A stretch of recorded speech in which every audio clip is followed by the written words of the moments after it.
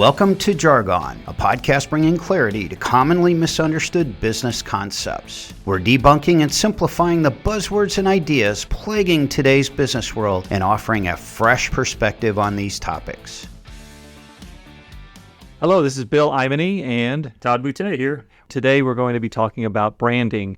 First of all, for those of you in West Texas, we're not talking about cattle branding, so you can sign off. We're talking about corporate branding. And we're going to be talking through what does it take, what does it look like, why do you do it, and what are the gotchas and things to think about as you rebrand a company. So Todd, what kind of brought this about? We were kind of chatting about this, and you were working with a client recently and helping them through their rebranding efforts. Maybe just quickly, kind of what are some of the things they did to rebrand?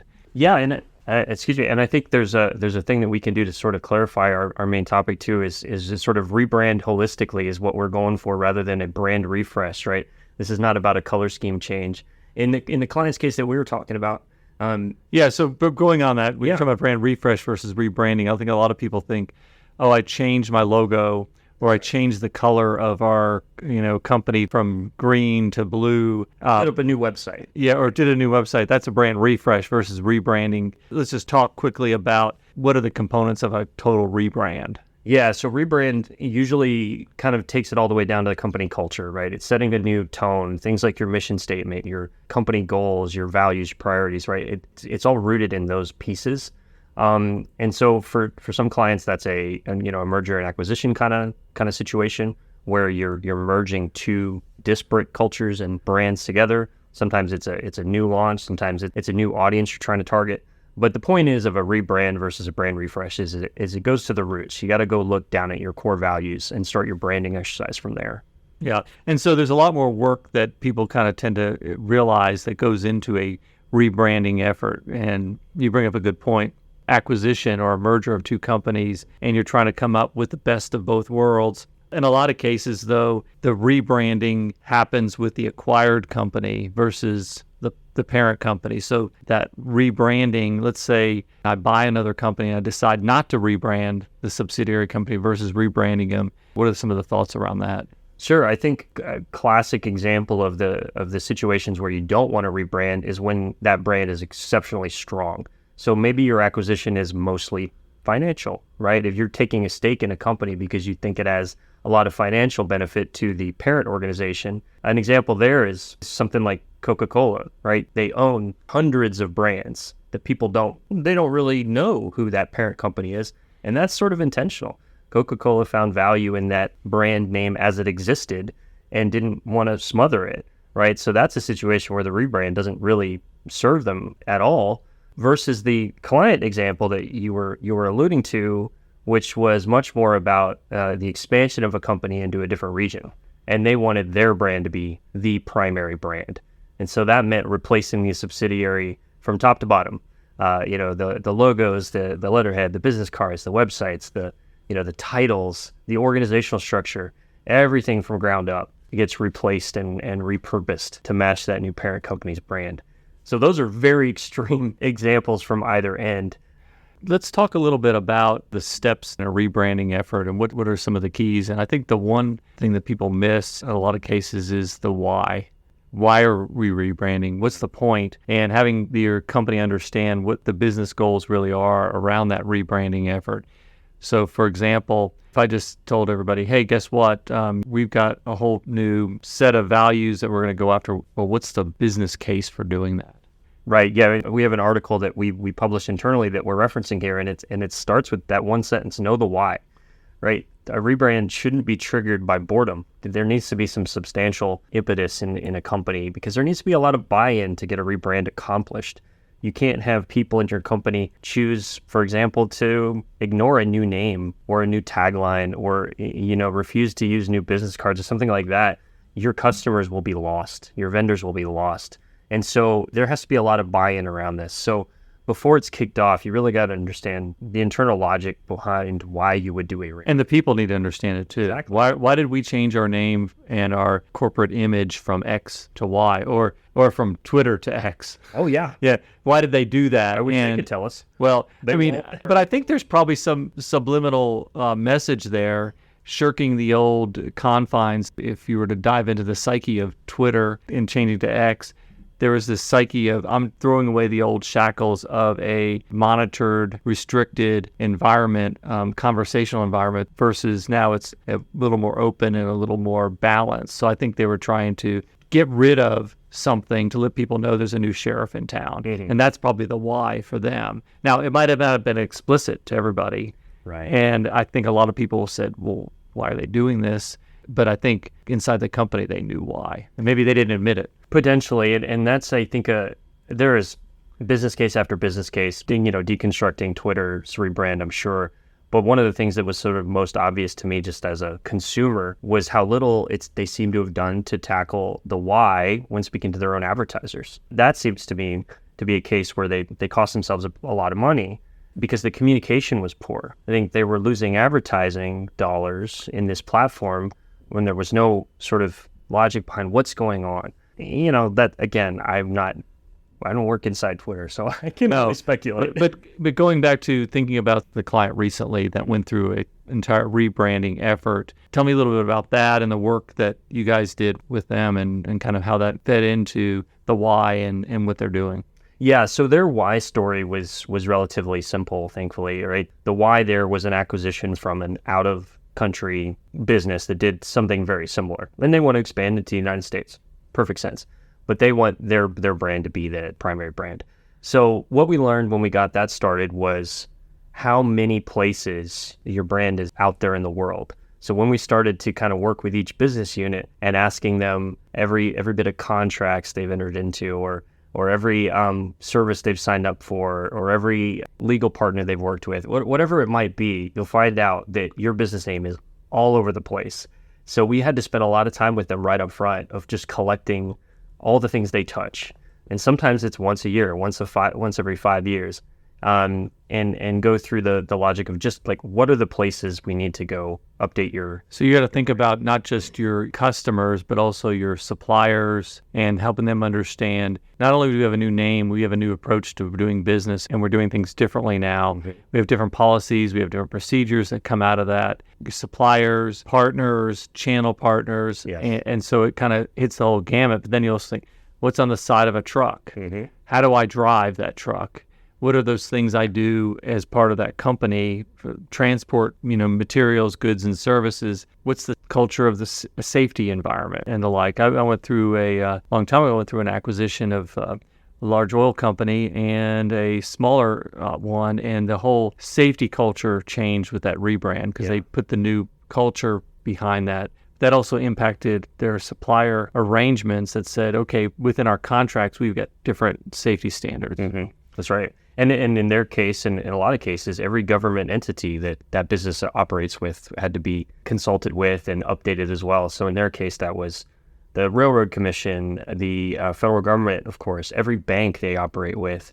Right. So these legal filings that had to go on, they were reincorporating in different states, consolidating their organizational structure, their financial entity structure to different business names and refiling those with every state that impacted. So the channel of just legal paperwork was a big stack. So really what a company needs to do before they even start a rebranding effort is really put together a roadmap or more of an inventory of where does our brand touch things from external parties, internal parties, employment agreements, contracts, any type of internal collateral, newsletters, things you put out. There's so much because you think about, for example, something as simple as an employee newsletter that goes out every quarter. Your rebranding effort changes the entire tone of that employee newsletter and what's communicated to people and what's not communicated to people because the mission and vision might be slightly different. You're right. And if you're lucky, let's say the acquiring company in this case, if they're leading that initiative, has some good brand structure, you hope, guidelines, you hope, exactly. And if you don't, we said before, now's the time, right? It's never too late to document this stuff. So that's a great example of a thing that might surface during a rebranding exercise is that you find out that you really don't document your brand. We've put together multiple brand guidelines over the years that give one place in the organization for you to reference when you need to know what size your logo is supposed to be, what's the color code, what's the font you use, what's this email signature look like. I mean, just on and on and on. Those things need to be captured and available. And in the case of the exercise that we're discussing with this client, that was pretty strong. We were lucky there because the downstream impacts of that stuff might seem a little trivial compared to, let's say, making sure your employees are paid from a bank account that functions, right? That really impacts, your employees. Whereas if a logo doesn't get changed correctly the first time, maybe you're paying extra to redo it, but you're not hurting somebody's bottom line. Regardless, if this was all sort of planned and roadmapped, you should be able to catch all those things. Yeah, so contracts, I think about those, and you might have standard terms and conditions and contracts that you got to go through with suppliers and redo those contracts. But then even probably a bigger deal too is with customers. That's a huge amount of effort because most customers do not want to change the contract or agreement they have with you. Mm-hmm. So how do they go about addressing some of those things? Do they do whole new contracts or what do they do? Right. So we did in this client, we did a couple of things. So we inundated is probably the wrong term here, but we amped up the communication as much as we could to these partners. So they got emails and letters kind of sequencing the events of when this rebrand was going to be official. They got all the documentation of this will change in your contract and this will not. The contracts that were still operating got new cover sheets that said, sort of where this change takes place now. This is the supplement. When it comes time for a brand new contract, this will all match the new company's name. So we used a lot of communication channels to try to make sure they understood that. And then they also realized internally that that was not going to be good enough. So they kept communication going with those partners even after the fact. They sent them letters that were kind of changed the tone to be, we are now this company. You may have noticed we sent you this new cover sheet. We need your signature. In the end, it was about 8 weeks of communication, pretty much four ahead and 4 after. That they did with every contract, every vendor, all their joint venture partners. In the case of this company, they also had, they were cutting checks to people to produce oil and natural gas on their land. So they had just regular Joe who happens to have a lot of land, and he's collecting royalty payments from this company. And so he needs to know even, my checks are going to have a different name. They're going to come from a different bank account. And they would, essentially smother that person in communication to make sure they understood it. Yeah, and as a recipient on the other end of it, I've seen, mailings of a new brand, and you get a lot of it, and you think, gosh, quit emailing me this stuff. I got it. Quit sending me this. I'm going to unsubscribe or something. And I think the point you're getting at is you got to over-communicate because they're the people that maybe haven't checked their mail, maybe haven't looked at it, maybe just threw it all away, and then all of a sudden, the 4th time it comes around, you're going, wait a minute, this is, I've seen this before. What is this? Oh, I understand what it is. I remember when our mortgage company changed their branding years ago, and we kept getting all this information. They're now this, and you're going, I got it. Okay. But most people don't pay attention. No. And so it sounds like you got to be real resourceful and diligent to make sure that people all get it and they don't say, oh, I didn't get this. I didn't know. Yeah. And the other thing they did for that, this helped everywhere, I believe, is they kept every old email address and phone number active and or rerouting after the fact too, to try to help any stragglers, anybody that didn't get the message the first, 8 times, they didn't leave them in the cold, right? So that, in this case, they didn't actually, move their physical address or anything, but they did keep all the old email and phone numbers routing to people that could help. Okay, so then part of that, let's talk a little bit more about the technology side of this. I've got a new brand, new company name. What are some of the things you got to think about it from a technology perspective? Because it seems like that could be a lot.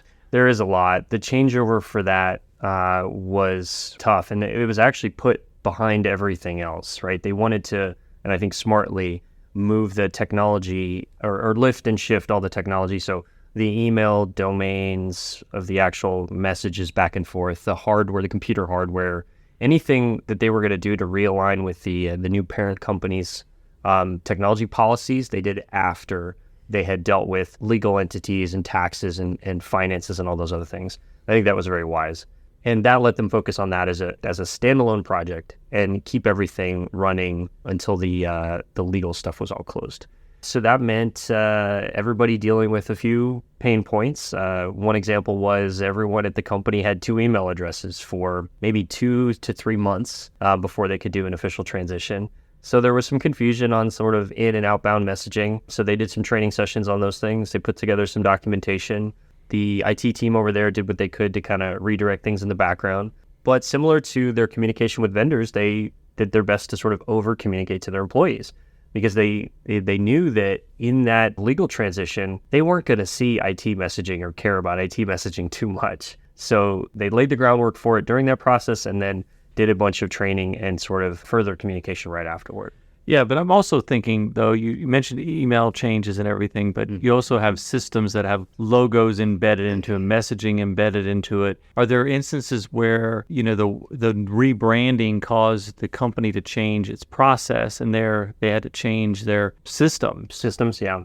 I mean, in this most recent case for me, the system changes were minimal. I think that was something they were grateful of, but it can absolutely happen. If you are acquiring a company that has a completely different financial system that maybe you have experience with it, maybe you don't, but this is not going to integrate with us, that's got to go.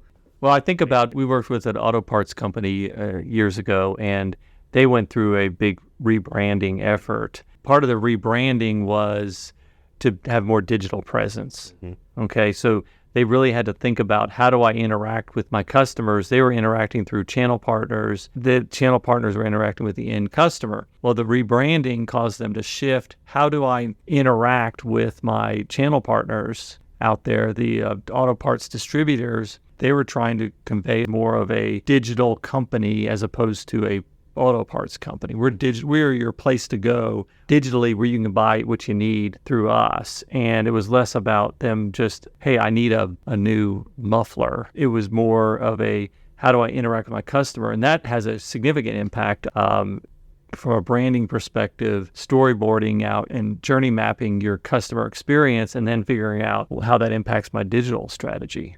Sure. I mean, in a retail or wholesale kind of channel, your customer loyalty is so hard to reclaim. So I think that's an exercise in being very careful with every customer that you've acquired over a time period, making sure that you've done everything you can to retain. Right? Customer retention is exceptionally hard. Or reframe how they think about you and how they approach you, because historically it may be a phone call. Now it's digital. And by the way, I've got a new technology platform that's got to work right the first time. Yeah. And I've got to make sure I understand my customer's journey and how they get there and what the new journey is. So then when I engage with them, we can figure out, how am I facing off against them in the most appropriate way? You need to make sure your technology is bulletproof, where people can use it and it's reliable. Right, yeah, that transition was apparent from the paper cataloging to digital cataloging, right? The customer's buying journey that you're alluding to has to completely shift when all of a sudden they don't have the catalogs in front of them anymore. They're on a computer, or phone number gets buried 10 pages deep on a website rather than being right up front. And finding ways to smooth over that experience shift is important, not jumping straight from, we used to have sales reps that answer the phone and jumping straight to a chat bot on a website. You're going to lose a lot of customers. Yeah, exactly. And I think the whole point of all this is there's so many moving parts and aspects to a rebranding effort. The key to all of this, and I know we talked about the why and making sure that's communicated, but having a good plan. Companies that do it well and have a smooth rebranding transition, they've done the appropriate amount of planning. They thought ahead. They thought about the technology. They thought about the contracts. They thought about the culture. The impacts. How is that going to tactically impact how we deploy an email out to people, and how we communicate, and will we communicate, and when? All of that requires a lot of planning up front, and some governance around managing it too. You can't just go out and go, hey, we're just going to rebrand and let things happen. There's almost like a governance process around that whole rebranding effort to make sure everything's happening in lockstep. HR didn't go off and just make a decision that negatively impacted the perception of the brand internally, or IT didn't go off and say, oh, you know what, I'm going to go ahead and change everybody's email over. If somebody sent an email to the old guy, I don't mean old guy, but the old email, and it went into some ether or whatever, they didn't receive it. Like in your example, how they had an overlap time where they had both emails set up. So I think those things are important. The communication piece, how are you going to communicate? How often are you going to communicate? And that type of thing. So those are kind of my key takeaways, to make sure you have a good plan in place and you thought about all the different pieces of it, but have a good governance process in place. Yeah, and what I observed from the team that was put together at that client was that they were very smart about being inclusive across every kind of aspect of the company. you would be surprised how often someone who has nothing to do with your job has an insightful thought about your activities in the project. So we had lots of good cross-collaborative project planning meetings in that project where things that you wouldn't think of in your, narrow set of job activities were impacting someone else. Maybe something you do every day had downstream impacts that you never knew of. So they did a great job of bringing in resources from across the company. They didn't shortchange the project team or short staff it, maybe is a better term. They were very inclusive, and people that were collaborating very well. We definitely could have missed some things if that weren't true. Part of what you're getting at, if there's a culture of collaboration, that will help accelerate and make that rebranding effort a lot more successful. Well, Todd, this has been a really good discussion, really helpful. And, if folks out there, as you start thinking about corporate rebranding, whether it's through an acquisition or a new target market, or you reset your priorities as a company because of the industry you're in and you're trying to get into a different industry, whatever it might be, there's a lot of work that needs to be done to get there. And there's a lot of planning. And hopefully this discussion was a helpful resource for those who are starting to think about this and putting these plans together. Todd, any closing thoughts? No, please contact us if you have further thoughts or questions. You can always reach us at bill@trenergy.com or todd@trenergy.com. Yeah. Thank you very much. All right. Thank you.